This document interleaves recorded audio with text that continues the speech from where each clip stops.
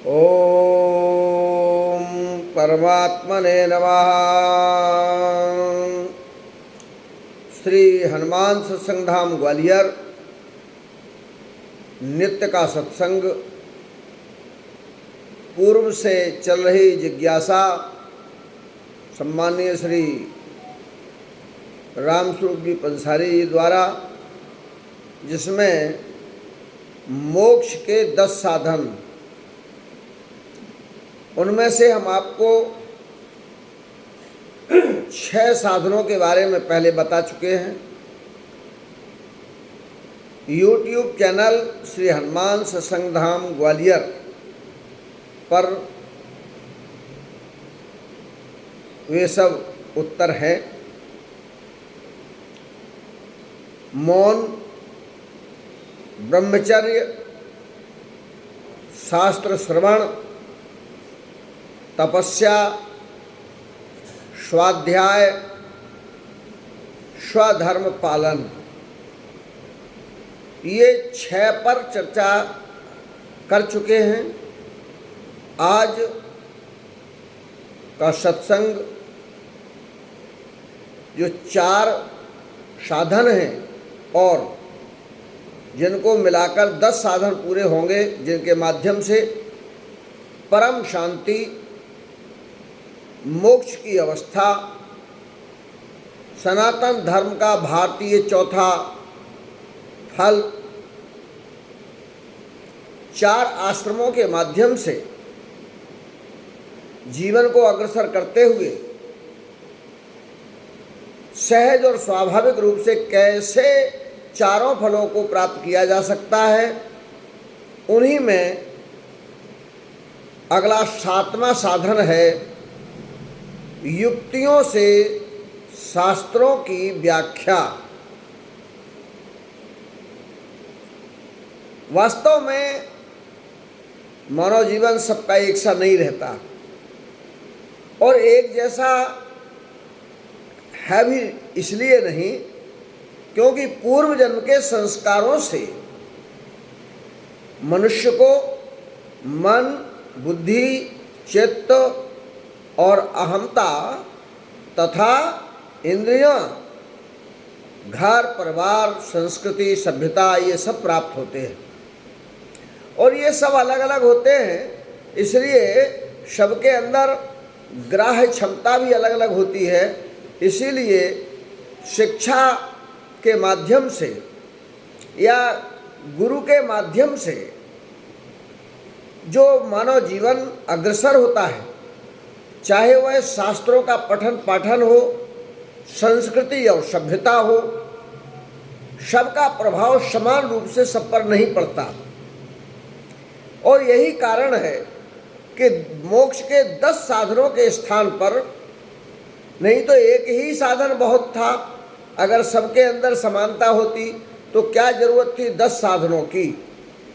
ये 10 इंद्रियां हैं। अगर 10 इंद्रियों में से एक इंद्रिय भी अगर पूर्णता विवेकता के साथ कार्य करेगी तो उस एक इंद्रिय के माध्यम से भी मोक्ष को प्राप्त किया जा सकता है। अर्थात जो लोग इतने पढ़े नहीं हैं, जो शास्त्रों का पठन कर लें और श्रवण करें और श्रवण करने पर उनकी समझ में आ जाए और समझाने वाला भी इतना सरलतम लोगों को समझा दे, ऐसी दुरूहता से आगे बढ़ना कठिन होता है और यही कारण है कि विद्वान लोग ऐसा रास्ता बता गए हैं हमारे कि जो युक्ति है, उस युक्ति के माध्यम से जिन्होंने शास्त्र पढ़ा नहीं है लेकिन शास्त्र को समझा सकते हैं, शास्त्र की व्याख्या युक्तियों के माध्यम से की जा सकती है। तुलसीदास जी ने लिखा है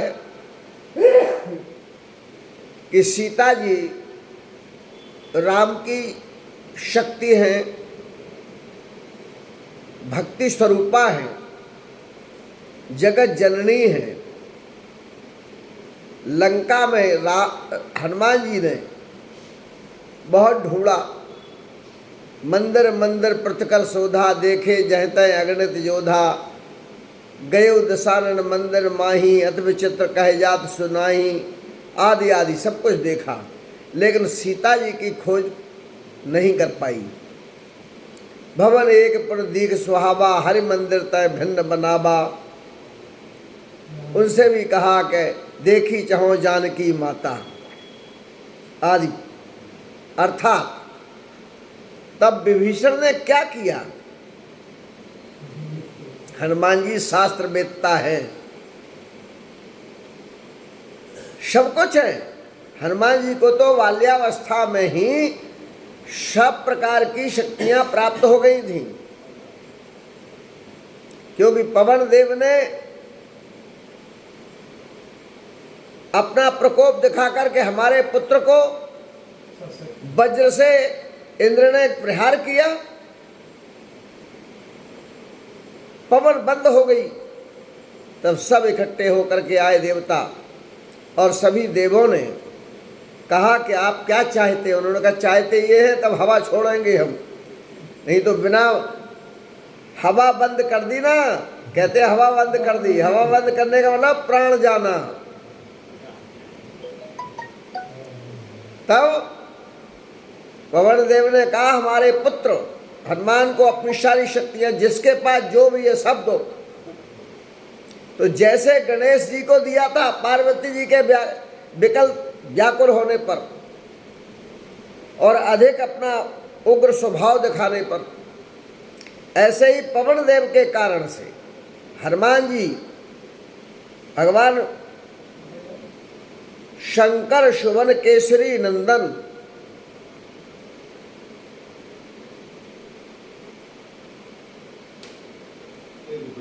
ऐसे इसके बाद भी उनको सब देवताओं की शक्तियां मिली, लेकिन इसके बाद भी सीता जी की खोज में बड़ा विलंब लग रहा है। और उस विलंब को विभीषण जो रावण का भाई है, उसने जुगत विभीषण सकल सुनाई युक्ति।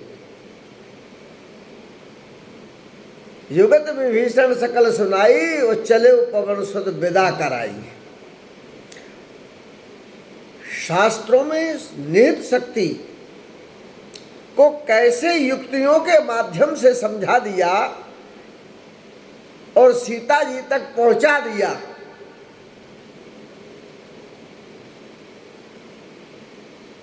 सामान्यतः ज्ञान कितना भी हो, इसके बाद भी शास्त्रोक्त ज्ञान रखने वाले भी उससे भी कहीं आगे अगर सरलतम पद्धति है तो वो है युक्ति। युक्ति के माध्यम से, जैसे क्रेन के माध्यम से कितना भारी से भारी सामान उठ जाता है, कैसे लोग एक बोल्ट में से खोल नहीं सकते, लेकिन रिंच मिल जाए तो रिंच से बोल्ट खुल जाता है।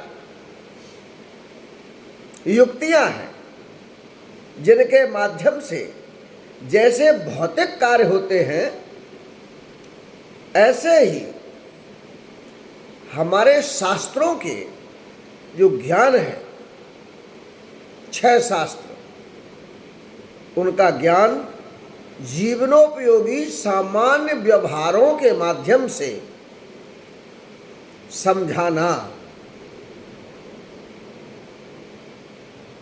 हमारे शास्त्रों में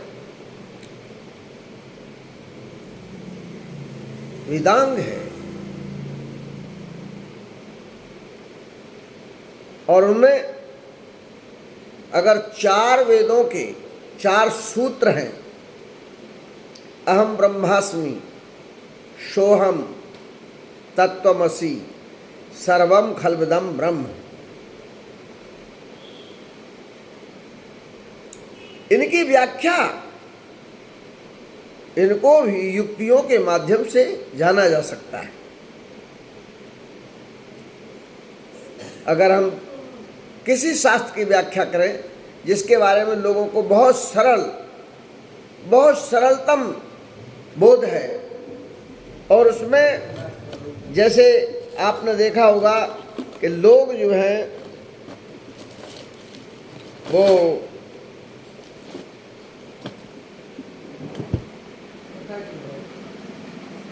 ज्योतिष पर बात करते हैं।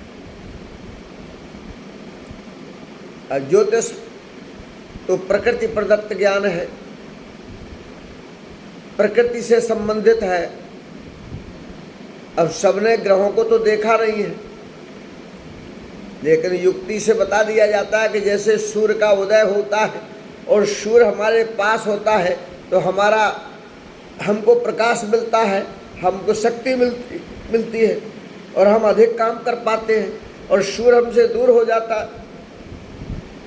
तो हम कैसे घर में सो जाते, भैया सोना ज़्यादा अच्छा है।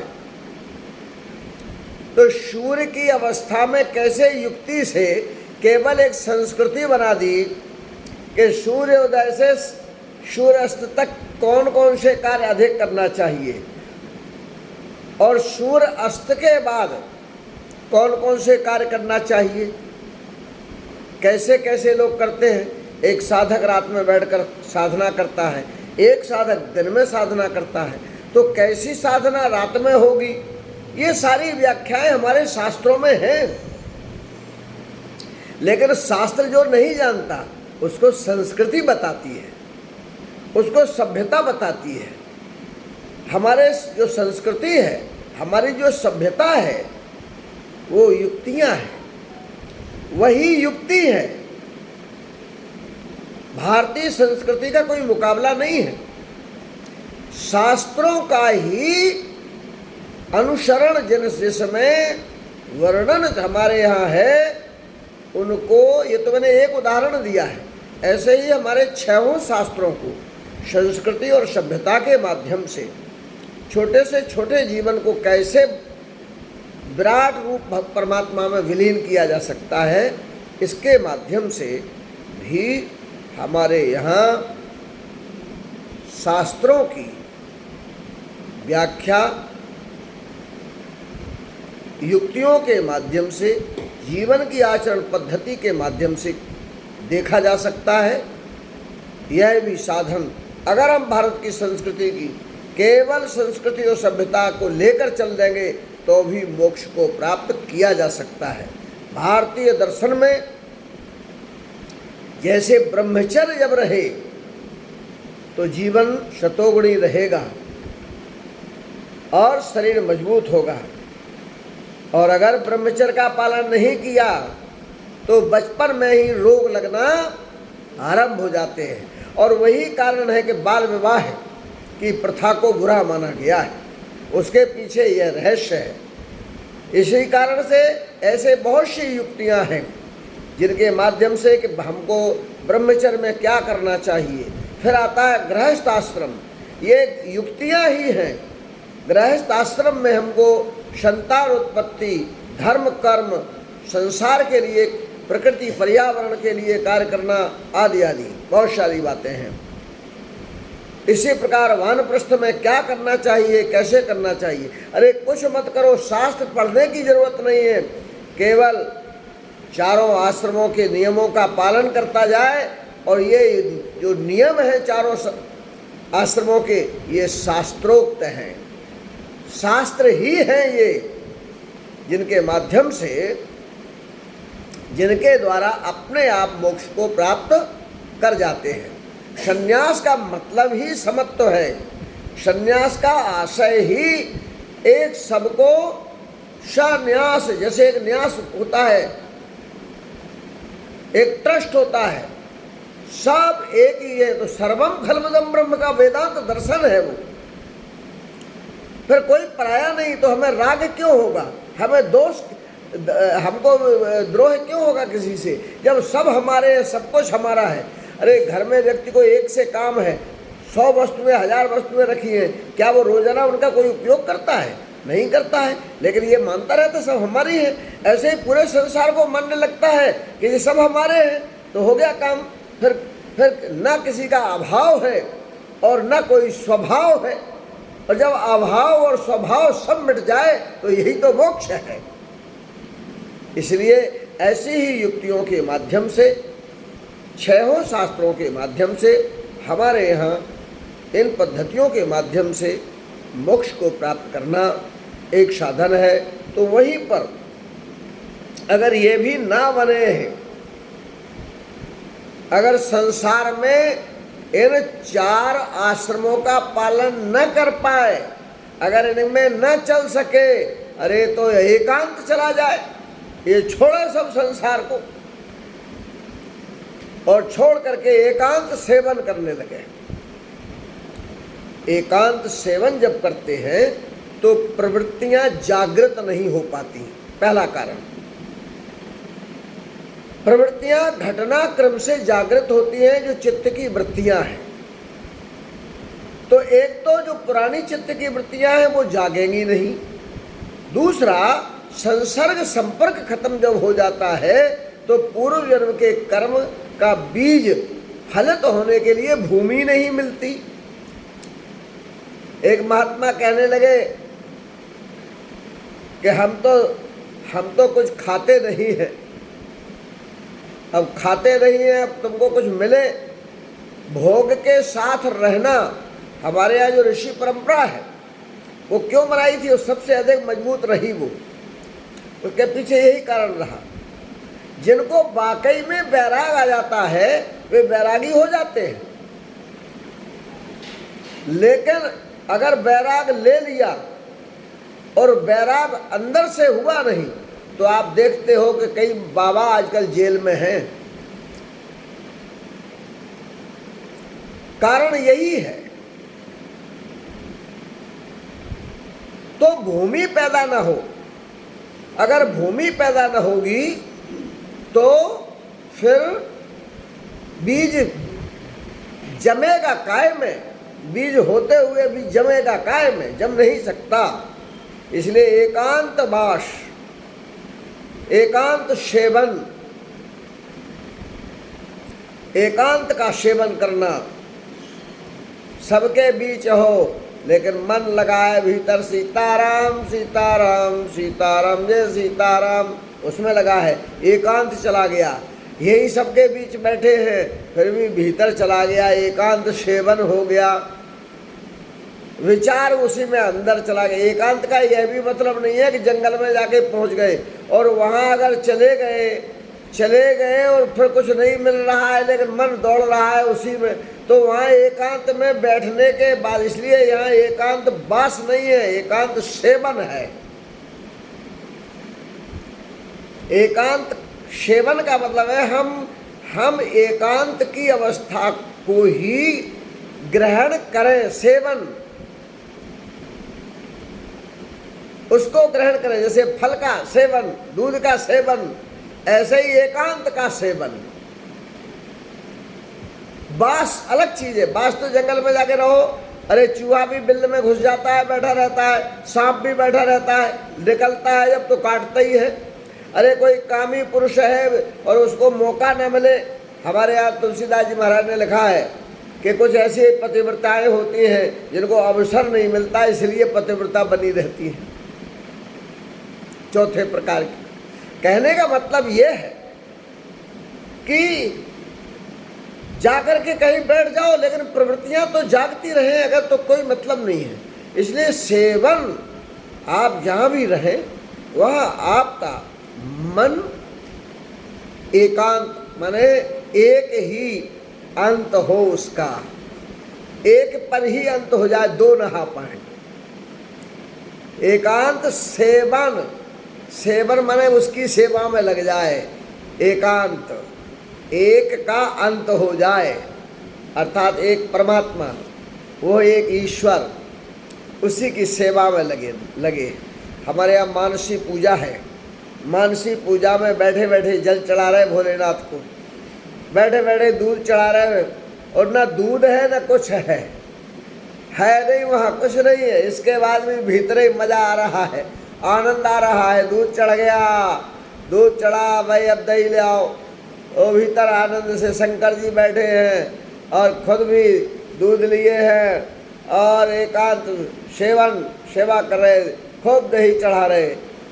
अरे बाहर का दही तो 1 किलो 2 किलो 10 किलो 100 किलो होगा, वहाँ तो चाय जितना चढ़ाते रहो, चाय जब तक चढ़ाते रहो।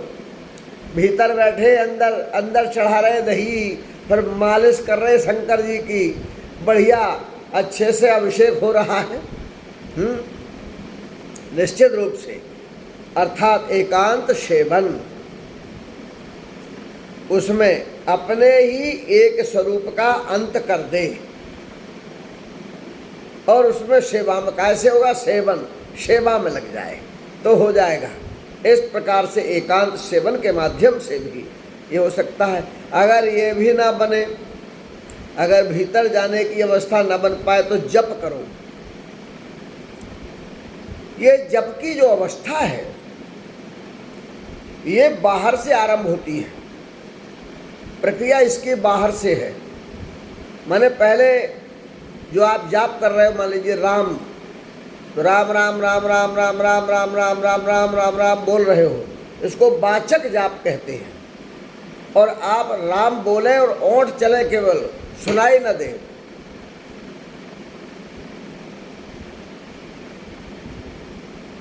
दूसरा बगल में बैठा हुआ सुन ना पाए और राम राम बोल रहे हो, ये उपांशु कहलाता है।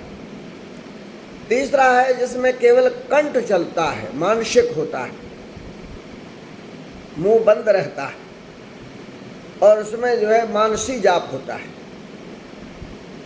अंदर से कंठ के यहाँ पीछे से और हृदय तक ये स्थिति चलती है। इसके बाद एक होता है मूलाधार से उठता है, चौथा अजपा कहलाता है। वो भीतर से शब्द उठता है, तो कहाँ से शुरू, क्योंकि वास्तव में तो शब्द भीतर से ही उठता है, बाहर तो सुनाई देता है। लेकिन हम जपते कैसे हैं, जपते बाहर से हैं। पहले वाचक, फिर उपांशु, फिर मानसिक, तब कहीं चौथा अजपा होता है। हमारे वाल्मीकि जी को बहुत कोशिश की थी हमारे ऋषियों ने, वो जाप बाहर से नहीं कर सकते थे। जाप की पद्धति है बाहर से भीतर की ओर जाना, स्थूल से सूक्ष्म की ओर जाना, ये विधान है। लेकिन हमारे ऋषियों ने देखा कि ये ऐसे नहीं जा सकते वाल्मीकि, तो उनको क्या कर दिया, उनको पहले समाधि में ले गए, उनके ऊपर शक्तिपात के माध्यम से। तो जो जाप करना था, जो बाहर से होना था, वो भीतर से शुरू करवा दिया। भीतर से शुरू हो तो कहाँ से हो गया, वो उल्टा हो गया। होता किधर से है, जाप, जप जो होता है बाहर से होता है, लेकिन अगर भीतर से होने लगे तो ये उल्टा कहलाता है। इसलिए हमारे वाल्मीकि जी ने कहा कि जब भीतर से ऐसा होने लगे तो मोक्ष हो जाता है, वही मुक्ति है। उसको वो कैसे हो गया, मुक्ति जब हो जाती है तो कौन रह जाता है, खुद की तो हो गई मुक्ति, और रह कौन गया, ब्रह्म। ब्रह्म अयम आत्मा ब्रह्म, ब्रह्म हो गया वो। तो वाल्मीकि जी के लिए क्या लिखा तुलसीदास जी ने, उल्टा नाम जपा जग जाना। कुछ लोग हमारे ऐसे अर्थ करने लगते हैं इस चौपाई का कि उससे राम राम नहीं कहा जा रहा था, तो उससे कहा मरा मरा मरा कहो तो राम हो जाएगा। अरे ये नहीं है, ये अर्थ है उसका, भीतरी अवस्था उधर से तब उल्टा है। ये नहीं है कि उल्टा उल्टा कहा, संसार जानता है इस बात को। संसार क्या जानता है, क्या संसार ने देखा है कि वाल्मीकि उल्टा जप रहे हैं? तो उसका अर्थ क्या है, जग जाना। उल्टा नाम जपा जग जाना। जग जाना माना संसार को जान लिया। कब जानोगे संसार को, जब ब्रह्ममय हो जाओगे। तो ब्रह्म कण कण में है, सर्वम खलबुदम ब्रह्म, कण कण में ब्रह्म है। तो जहाँ ब्रह्म जानोगे तो कण कण को जान लोगे, और कण कण को जानना ही संसार का जानना है। इसलिए वाल्मीकि ने क्या हुआ, उल्टा नाम जपा जग जाना। जैसे ही उल्टा नाम जपा, भीतर से जपा अर्थात, तो संसार दिखने लगा कि वास्तविक क्या है। हम क्या कर रहे थे, हम लूट खसोट कर रहे थे और हमसे हमारे घर के लोगों ने मना कर दिया कि तुम्हारे पाप में हम शामिल नहीं हैं। संसार की वास्तविकता सामने आ गई। संसार क्या है, परमात्मा ही सत्य है। और इसीलिए वाल्मीकि जी ने न केवल भूतकाल जाना बल्कि भविष्य जाना, और भगवान राम का अवतार जब नहीं हुआ उसके पहले रामायण लिख दी। ब्रह्म तो सबको जानता है, भूत वर्तमान भविष्य को। इसलिए तुलसीदास जी ने को लिखा, तुलसीदास जी ने उल्टा नाम जपा जग जाना, वाल्मीकि भय ब्रह्म समाना। ब्रह्म में समा गए और ब्रह्म के समान हो गए, अर्थात मोक्ष। ब्रह्म के समान होना माने जीवन मुक्त हो जाना, जिसके ये साधन है जाप, और उसी में समाधि है। अगर ये जाप ना बने, जाप भी नहीं बनता, तो समाधि है। समाधि के लिए हमारे यहाँ योगी लोग समाधि में जाते हैं। भजन करने वाले भजन करते, भगवान को याद करते हैं और भगवान की याद में ऐसे डूब जाते हैं। श्रुति क्षण देखिए, भक्ति मार्ग भी समाधि में ले जाती है, और ज्ञान मार्ग तो है ही। जो योग के 8 साधन हैं, यम नियम आसन प्राणायाम प्रत्याहार धारणा ध्यान और समाधि, 8वां, अगर इन क्रमों से चले तो समाधि में डूब जाने पर अपनापन खत्म हो जाता है और उसका भी खत्म हो जाता है, अर्थात बचता वही है जिसमें समाहित हुआ है। इसलिए कहा जाता है कि समाधि मोक्ष का साधन है, और इसीलिए भक्ति मार्ग भी पहुंचाता है। श्रुति क्षण को जब ये लगा, गुरु की बात याद आ गई कि भगवान तो उसको मिलते हैं जो ज्ञानी होता है, भगवान उसे मिलते हैं जो भक्त होता है, जो धर्म करता है, जो पुण्य करता है, उसको भगवान मिलते हैं। मेरे अंदर तो ये एक भी गुण नहीं है, ना मैं भक्त हूँ ना मैं ज्ञानी हूँ, मेरे अंदर कोई गुण नहीं, तो मुझे राम कैसे मिलेंगे। लेकिन गुरु की एक बात याद आ गई कि जिसका कोई नहीं होता उसका भगवान होता है, उसको भगवान जरूर आकर के सहारा देते हैं, उसके साथ भगवान रहते हैं, उसको भगवान जरूर मिलते हैं। ये बात गुरु की जब याद आई तो वो प्रसन्न हो गया कि गुरु की बात मिथ्या नहीं हो सकती। इसलिए होए है सुफल आज मम लोचन, और देख बदन पंकज भव मोचन। जिन राम की बात सोच रहा था कि मैं गुरु के पास लेकर जाऊंगा कि गुरु महाराज तुमने शालिग्राम भगवान खो गए हमसे, उसके पीछे हमें निकाल दिया, अब हमारा कौन है। घर में माता नहीं, पिता नहीं, परिवार नहीं, नाता नहीं, रिश्ता नहीं, कोई नहीं। गुरु थे, गुरु ने अभी मुझे हटा दिया, तो अब मेरा है कौन। इसलिए गुरु की वाणी जरूर सत्य होगी। और जैसे ही ये भाव बना वैसे ही दौड़ने लगा, इधर से उधर, उधर से होए सफल आज मम लोचन। निश्चित रूप से ये समाधि है। और लिखा है तुलसीदास जी ने, ऐसा सोचते सोचते जमीन पर बैठ गया और डूब गया उस भाव में डूबते ही राम लक्ष्मण जानकी का अंदर दर्शन होने लगा है, और वो अपने जीवत्व के साथ मोक्ष मार्गी होकर अंदर भगवान का दर्शन कर रहा है। जो भगवान बाहर दर्शन दे रहे थे, आज वही राम भीतर से भीतर दर्शन दे रहे हैं, क्योंकि उनका वास्तविक रूप तो रमण करता राम है। इसलिए रमण करता राम का जागरण हो गया और श्रुति क्षण जो है समाधि में डूब गया। इसलिए चाहे ज्ञान मार्ग हो चाहे भक्ति मार्ग हो, मार्ग तो पकड़ना पड़ेगा, अन्यथा आपको कुछ नहीं मिलेगा।